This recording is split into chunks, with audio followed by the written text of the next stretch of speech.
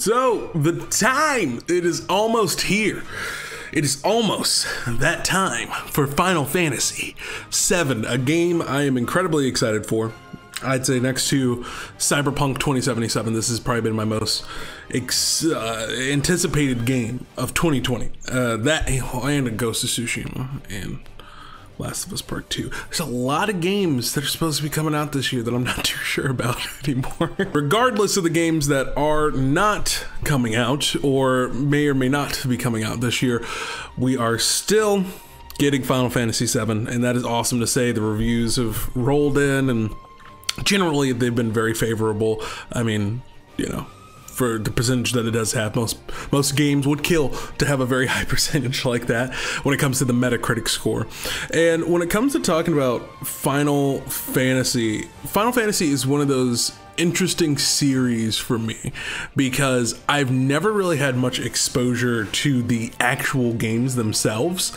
I've actually only played one Final Fantasy game in my entire life, but it's pretty insane how either the concept of Final Fantasy or the characters of Final Fantasy VII specifically have always been a part of my pop culture life and upbringing, which has been pretty insane. Because thinking back to it, my first ever exposure to Final Fantasy was actually through Kingdom Hearts, which is pretty insane because the director of Kingdom Hearts 1, 2, 3, all that jazz is Tetsuya Nomura, who is directing the Final Fantasy VII Remake. So it's kind of a full circle thing in that way. For me, for the first time ever to experience Final Fantasy VII is going to be through the guy who introduced me to those characters in the first place. But I remember meeting Sephiroth and Cloud, and specifically Kingdom Hearts 2, because I sucked at video games when Kingdom Hearts 1 came out to the point where I didn't even get off Destiny Island as a kid, so that's just where that is. Regardless, was introduced to those characters, and I absolutely adore them. And then I also met Leon, I think from Final Fantasy 9? I'm not too sure. I might be wrong on that. People are gonna be mad. And Luffy and all that. It was awesome. It was really awesome getting to meet those characters for the first time in that way, because Kingdom Hearts was this awesome exploration of what Square Enix had to offer. And I was really intrigued by those characters. And then the best thing happened where years down the line, we ended up getting a movie based off of the Final Fantasy property, and I still have it. 1 second. Okay, here we go.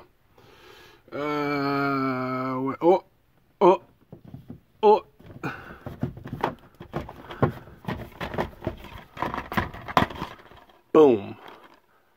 Hold on, focus. Boom. Boom. Boom. Bang. What? I found it. Final Fantasy VII, Advent Children. This film blew my mind when we picked this thing up from bro, I still got both discs in there, homie. I still got both discs in it. What's good? But yeah, when I first watched this film, we ended up getting it from Blockbuster. I think this is when they were going out of sale. Going out of business, and they had everything on sale. Oh my god, this is awesome. I'm probably gonna watch this movie tonight. But when this film came out and we ended up picking it up, like, oh my god, this blew my mind. Like, I was like, this is Final Fantasy? Oh my god. I was like, Cloud is so cool. He's so edgelord. And Sephiroth is so cool. But the character who took not only the cake, but my heart, and was like the coolest, like Batman meets anime killer Vegeta type dude, was Vincent from Final Fantasy VII. His interpretation in Advent Children was totally awesome, and I was completely enamored with him. And then guess what I found out? They had a Final Fantasy game with Vincent as the main character. That's right, your boy played and beat Dirge Cerberus. I know. Hold your applause, hold your applause. I know that that game is not looked at with high esteem in the Final Fantasy VII community. However, I love it, and I think it's awesome, and I think it's absolutely great, and that game was dope, and I loved it, and you could not tell me when I was a kid that there was a better game, because that thing was amazing. I was like, dude, this guy is awesome. He needs to be in every single video game, and you bet your bottom dollar I was upset that I never got to see him in a Kingdom Hearts game, that was for sure. But yeah, for the longest time, that kind of ended up building up the mythos of who these Final Fantasy VII characters were in my mind.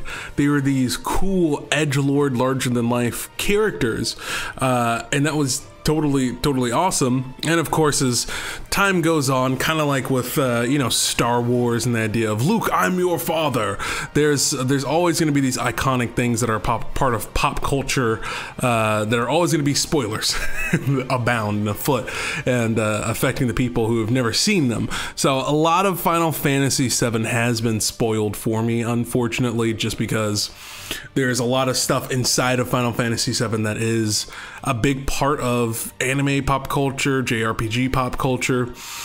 And yeah, so it's always felt like it's been a part of my life for the longest time, even though I wasn't truly sure of what Final Fantasy VII was actually about or what it actually was like. And it wasn't until really this last year and a half or so I truly started to pay attention, and I was like, oh, I think Final Fantasy VII is actually a lot different than the media that surrounds it. And what I mean by that is, you know, the cloud that we get here in this beautiful masterpiece of a film that you could easily mistake for being directed by Steven Spielberg or Christopher Nolan, I completely understand. But you know, that cloud is not the same cloud who's in Final Fantasy VII. That Sephiroth is not exactly the same Sephiroth. Their interpretations have been a lot different in the movies and in the spin-off video games than who these characters are true to their core in, you know, the actual Final Fantasy VII, in that text. And for the longest time, I had debated within myself. I know, this is very philosophical, but I had debated whether or not I was going to play the original Final Fantasy VII, or if I wanted to experience the remake first, experience this first game, and then dive into the original. And I ended up settling on the fact that I was going to play Final Fantasy VII Remake first, just because also there's a lot of other games I've been playing lately, and I didn't want to rush through the original Final Fantasy. I just felt like that wouldn't be fair.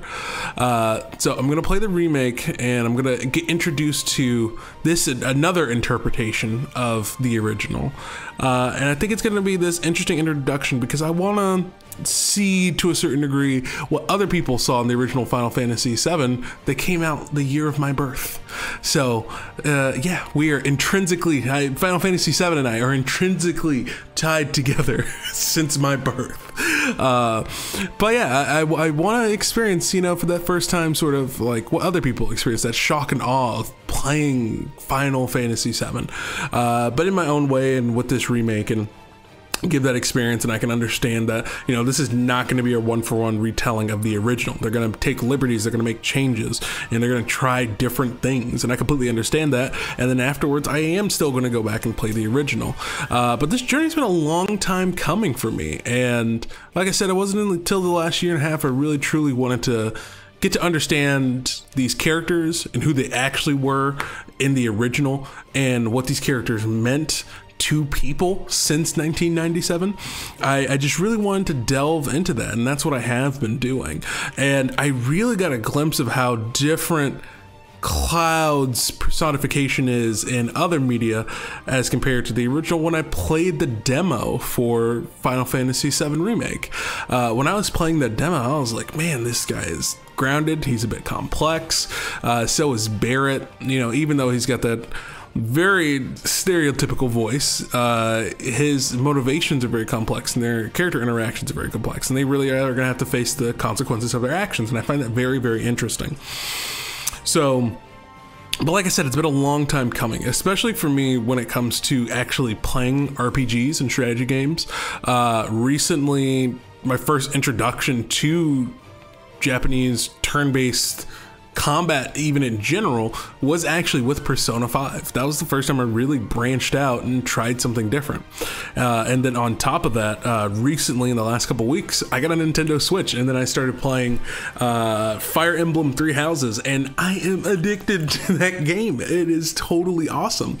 And it's this whole entire world of strategy and a different type of gameplay I've never tried before.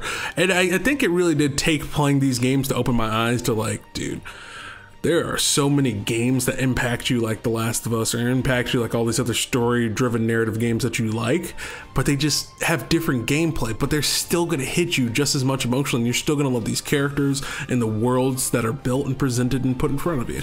So yeah, it's been a long time coming, but I feel like this journey is finally about to come full circle for me, especially for the fact for the band who created my favorite game of all time, which is Kingdom Hearts 2, directed by Tetsuya Nomura, is directing Final Fantasy VII Remake. It is a strange full circle feeling that I get from this whole entire journey with Final Fantasy.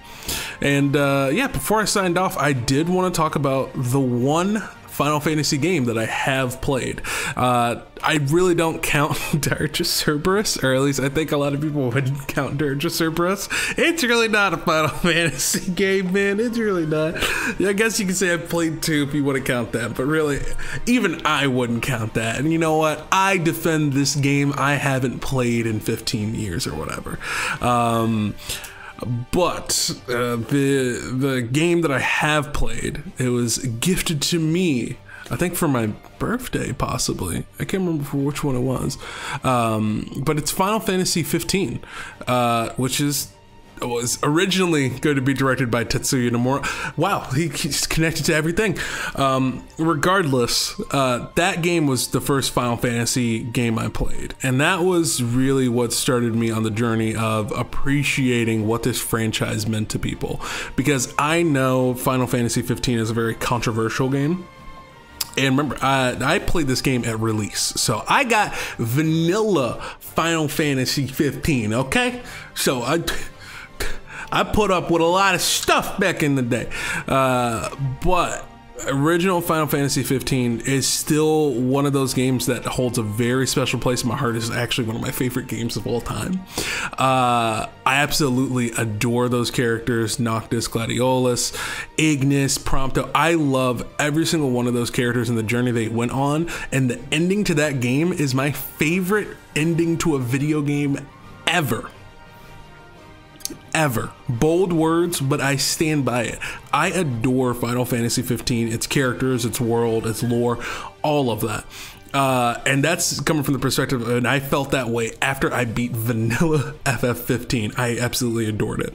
So I think that game truly gave me this glimpse into, like, I was like, oh my gosh, I invested all this time into this band of characters, and it's like, and this world and its lore, and it's like, man, now it's over.